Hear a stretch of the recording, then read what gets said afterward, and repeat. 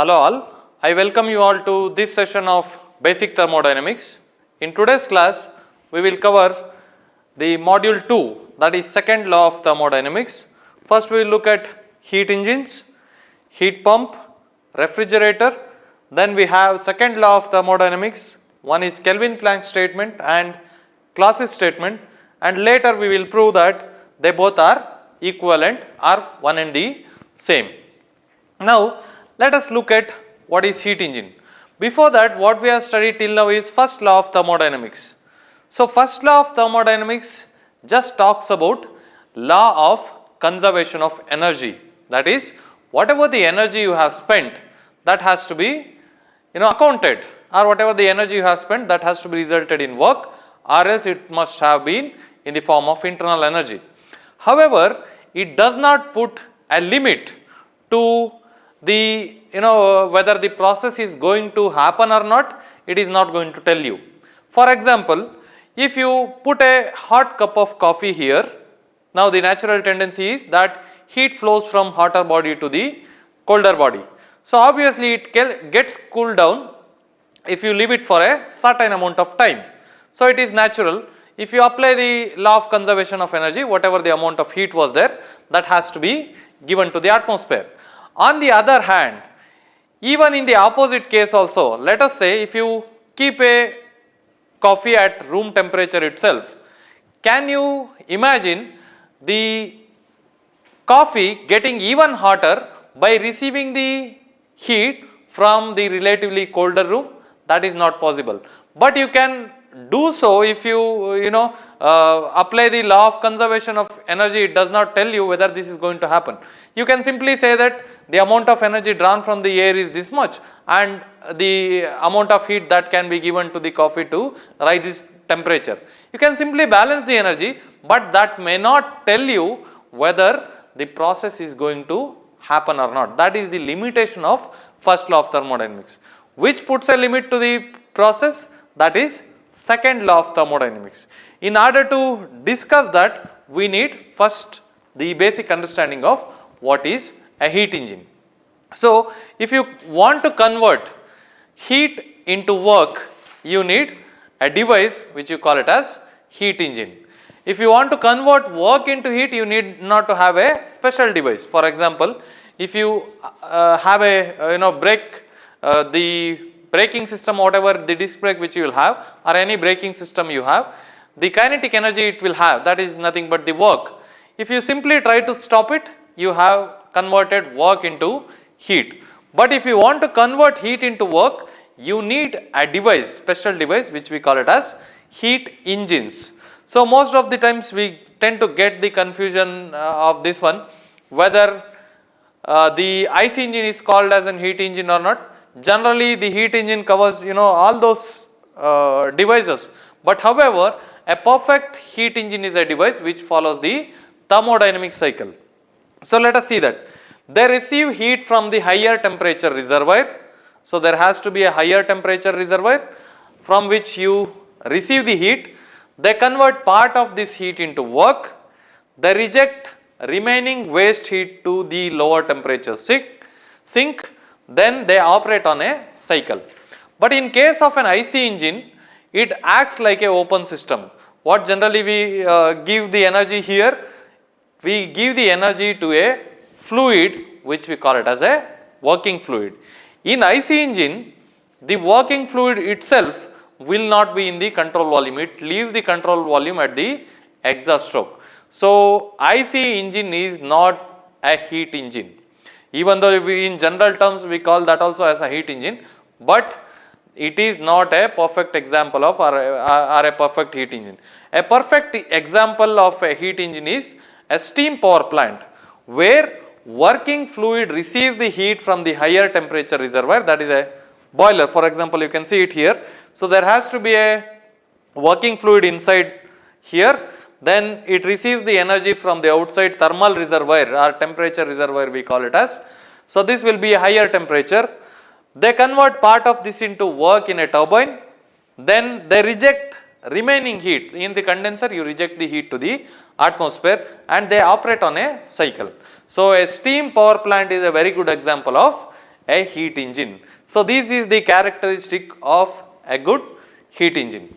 So what it should have? It should have a higher temperature reservoir. So the one which gives you the energy, or the one from where you are drawing the heat energy, that we call it as high temperature reservoir, or it is also called as source. So the temperature can be denoted as T suffix H, that means T high temperature, that is. Then the energy which you are drawing, so whatever the energy you draw, we are denoting it by Q suffix H. So then this is representing the heat engine. So this means this complete setup we are trying to put here. So this is a heat engine. So this side you have a boiler. So boiler is receiving the heat from this side. Then the work we have denoted it this side, that is the turbine. Then the heat is being rejected. That side is condenser. Then you have this lower temperature reservoir. Generally in steam power plant, the lower temperature reservoir is nothing but the atmosphere itself. Few of the thermal power plants you might have seen, they are located near the banks of the river because they want to reject the heat to the water. So this is also called as the sink. Now thermal efficiency of the heat engine can be given as efficiency is desired output by input. So here we are writing it as desired output because in refrigerator you tend to get it confused. So write it as desired output. Desired output in a heat engine will be work. So write it as work. Then input which we are giving is QH. So amount of heat which has to be here. Then by first law of thermodynamics, work transfer can be given by summation W is equal to summation Q, right? So heat transfer, heat added minus heat rejected can be given as QH minus QL. Then that can be further simplified as 1 minus QL by QH. Now the question is, can we get 100% efficient engine? So in order to understand that, or in order to define Kelvin-Planck statement, before that we need to understand, can we have an engine which gives us 100% efficiency? Even in theoretical case which we cannot do, let us look at the example. Now you have a piston and cylinder arrangement, let us see, and you have gas which is at 30 degrees Celsius. And in order to supply the heat, let us say you have a reservoir at 100 degree Celsius. Now let us say you supply the heat to this, the temperature of the gas becomes 90 degrees Celsius and it does 15 kilojoules of work. So you have supplied 100 kilojoules of work, but you have got 15 kilojoules of work here. Now this is at 90 degrees Celsius.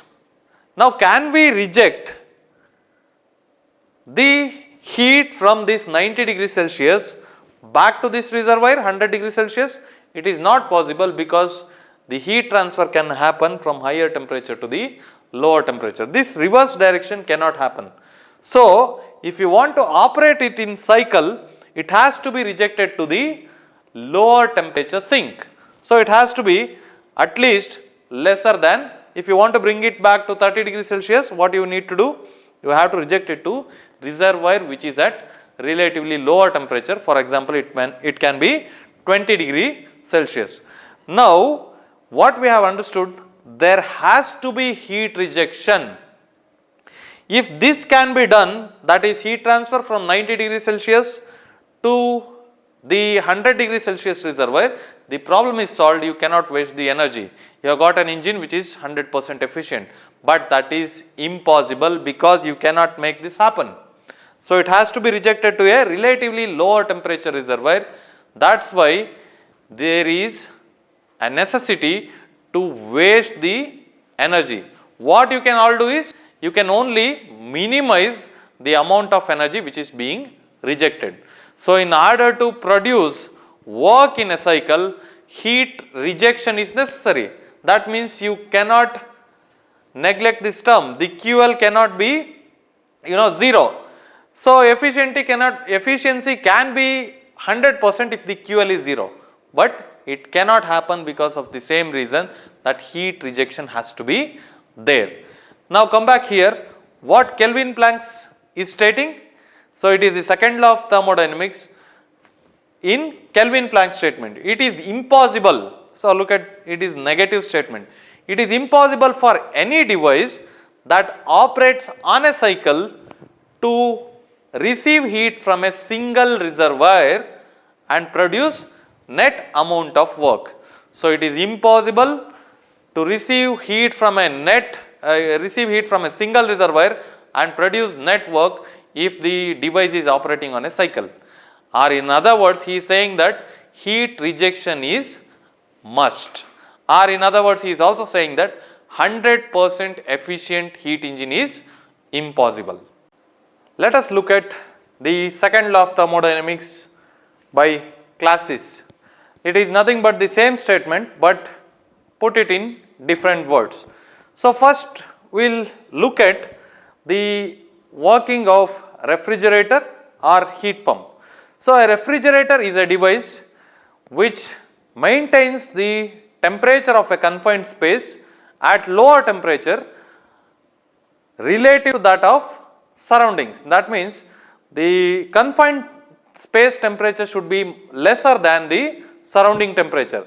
In order to do it, what a refrigerator has to do? It has to transfer the heat from the confined space to the outside. That is, from lower temperature to the higher temperature surrounding itself. That is what is the reverse of what naturally happens. What naturally happens is heat transfers from higher temperature to the lower temperature. Whereas in a refrigerator, you have to transfer the heat from the lower temperature to the higher temperature. So a refrigerator, we are denoting it by R. It should take the heat from the lower temperature reservoir, that is nothing but the confined space or the refrigerator space which we are talking about. From there it should take the heat and reject it to higher temperature reservoir. Obviously there has to be a input, that is electrical energy which you are giving in, so it has to be a work input. So even it can also be called as heat pump. In refrigerator, the desired output is to maintain the confined space in a lower temperature. The refrigerator is not difficult to imagine because we already have the refrigerator in our houses. But we are not much familiar with heat pumps because we do not use it in our countries, because we are situated in such a place in the globe where we do not need the heat pump. That is, in colder countries, generally what they do, they want to heat up the space, that is heat up the room which we call it as. So in that case what we need to do, either you can go for an electrical heater or you can go for a heat pump. In some cases you might have seen that there is a wood fired furnace inside the home also, right? That is just to warm up the room air. So heat pump is such a device which receives the electrical energy and heats up the room. Unlike electrical heater, it is simply a refrigerator itself, but this is what we want. That means you place a refrigerator reverse such that generally what happens is that if your refrigerator will have a condenser coil at the back, that will gets heated up. Even it is written on the refrigerator wall that the walls get warmer, that is common, right?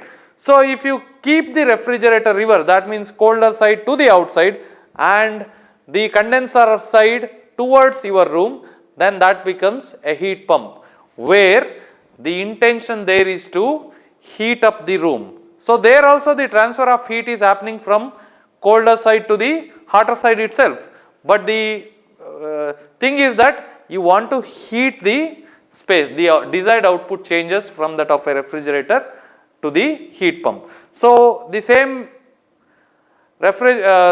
block diagram can be used to write a heat pump, but know that in refrigerator desired output is the QL, that is desired output is heat transfer from the lower temperature reservoir, but in case of a heat pump desired output will be QH, that is output we want to heat this one. So COP we generally call it as, we do not denote it by the term efficiency, because efficiency generally it has to be lesser than 1 or lesser than 100%. So here desired output by input. Generally COP goes on to 3, 4 or 5. Why?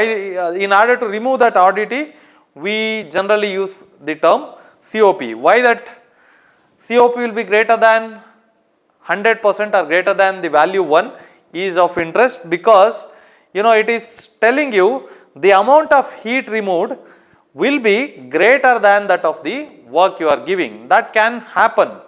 It is not that you are converting this work into heat. So, if you are, for example, if the COP is 4, that means you are removing 4 times the heat which you are giving. If you are supplying 1 kilojoules of work and removing 4 kilojoules of work from here, that itself is COP as 4. So, you need not to worry that it is greater than 100%. Can it happen? It can happen, because you are not converting the work into heat. You are transferring the heat from here to that side by using a work. This can be definitely greater than the amount of work you are supplying. So, COP will be greater. So, because of that oddity, that efficiency cannot be 100%, we are using coefficient of performance here. So, if it is a refrigerator, desired output will be QL. You want to have the heat removed from the lower temperature reservoir. This is our desired output. So, that is QL. Then by the first law of thermodynamics, WO can be written as QH minus QL. That is, amount of work will be equal to amount of heat supplied minus rejected. In case if it is a heat pump, we can write the same equation, desired output by input, but desired output in a heat pump will be QH, because we want this to happen. This is what is desired in a heat pump.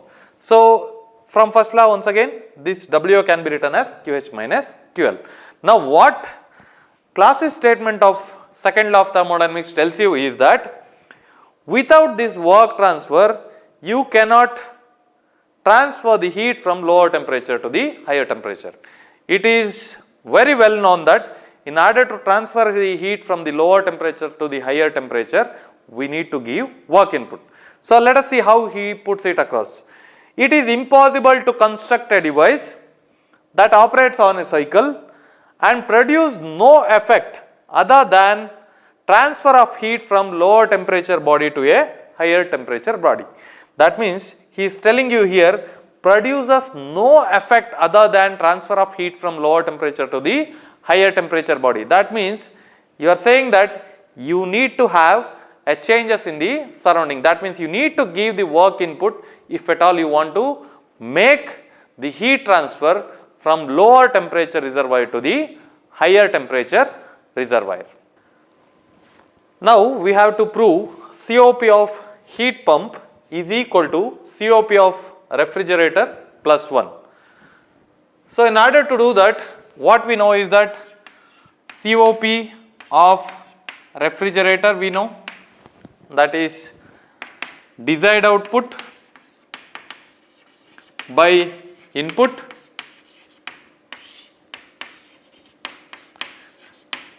in a refrigerator.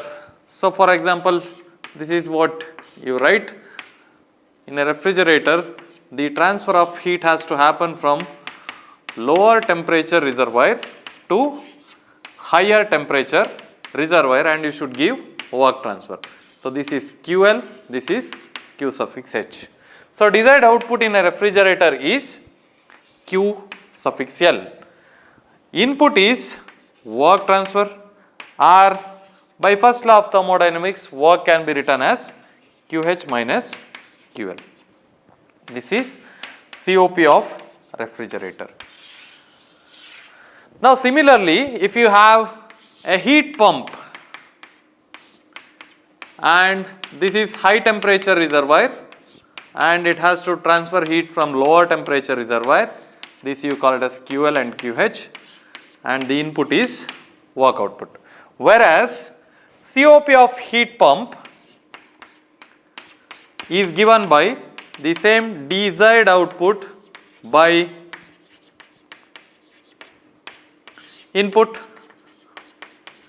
where desired output in a heat pump is QH by input is W, whereas the work can be written as QH minus QL.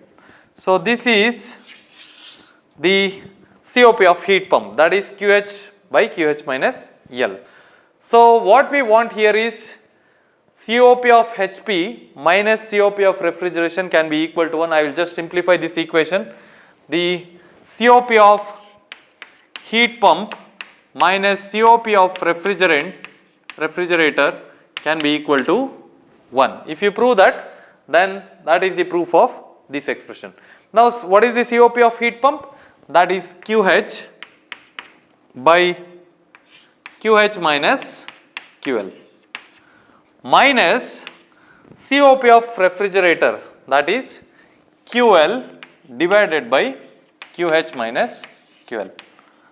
If you solve this, this will be QH minus QL by QH minus QL. This is nothing but 1.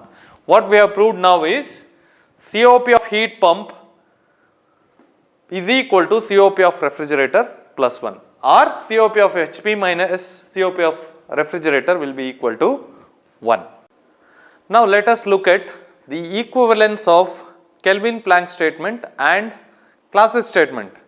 So remember, when we were discussing second law of thermodynamics, we stated Kelvin-Planck statement and also we stated the Clausius statement. Whereas when we were stating Kelvin-Planck statement, it looked like we were defining it for a heat engine, because we said that it is impossible to construct a device which operates on a cycle and produces net amount of work by exchanging heat with only a single reservoir. On the other hand, when we were defining the Clausius statement, we said that it is impossible to construct a device which operates on a cycle to produce no effect other than transferring heat from lower temperature to the higher temperature reservoir. So that means while defining Kelvin-Planck statement, we were concentrated on heat engines, whereas while defining the Clausius statement, we were concentrating on the refrigerator or heat pump. But now we are going to prove that they both are equivalent. That means they both are one and the same, but in different aspects. Now let us consider a high temperature reservoir which is at temperature TH and low temperature reservoir which is at TL. First, what we will assume? We will assume a heat engine which is taking the heat from a single reservoir, that is higher temperature reservoir, and producing work. That means this is violating the Kelvin-Planck statement. The Kelvin-Planck statement was you cannot produce net amount of work by exchanging heat with a single reservoir. So obviously this heat engine which we have considered, so we are violating it first. So on the other hand, we also have a refrigerator which is operating between the same two temperature limits, that is between the temperature TH and temperature TL. Let us say the heat transfer from this lower temperature device is QL and heat transfer with respect to this is QH. Now what is happening here is that it is violating the Kelvin-Planck statement. On the other hand, we have considered the Clausius statement to be true. That means it is receiving work so that it is being operated between the temperature limits. That is, in order to transfer the heat from this to the higher temperature reservoir, we have the work input. So that work input which it is taking it from a heat engine which is operating with a single reservoir. Now look at this. What has happened now is that if you consider it as a combined device, that means even if you don't take the work from the outside, that means you have a heat engine itself as a system. Now combine it. That means you are not taking the work from the outside. If you combine these two devices now, the system what it looks like is a refrigerator which is transferring heat from the lower temperature reservoir to the higher temperature reservoir, or a heat pump which is transferring heat from a lower temperature to the higher temperature, it is violation of Class's statement. That is how we proved it. If you violate the Kelvin-Planck statement, you are violating the Class's statement as well. There is no possibility that you violate this and you can satisfy the Class's statement. If you violate this, obviously the combined device will be violating the Class's statement. Now on the other hand, you can also take the example of violation of Class's statement leads to violation of Kelvin-Planck statement. So the Class's statement violation is simply if you do not supply the work and transferring heat from the lower temperature to the higher temperature, then that is the violation of Class's statement. Now let us consider a higher temperature reservoir at TH and lower temperature reservoir at TL. Then let us consider a heat pump or a refrigerator which is operating between these two temperature limits, and the heat transfer with respect to the lower temperature reservoir is QL and heat transfer with respect to high temperature reservoir is QH. Now you consider a heat engine which is operating between the same high temperature reservoir and low temperature reservoir, and assume that the heat transfer with respect to this is QH and heat transfer with respect to lower temperature reservoir is QL, and it is of course satisfying the Kelvin-Planck statement because it is receiving the heat from the higher temperature reservoir and rejecting it to the lower temperature reservoir. Meantime, it is producing the net work output. So we are drawing this diagram in such a way that one heat engine is satisfying the Kelvin-Planck statement, on the other hand a heat pump or a refrigerator is violating the Class's statement. Now look at this, the work produced by heat engine is QH minus QL. Now what will happen if you combine these two devices? You will have a device which is going to be a heat engine which is operating by receiving a heat from a single reservoir and producing net amount of work. Hence what we have proved is violation of Class's statement leads to violation of Kelvin-Planck statement. Thus what we have proved is that both are equivalent. Thank you.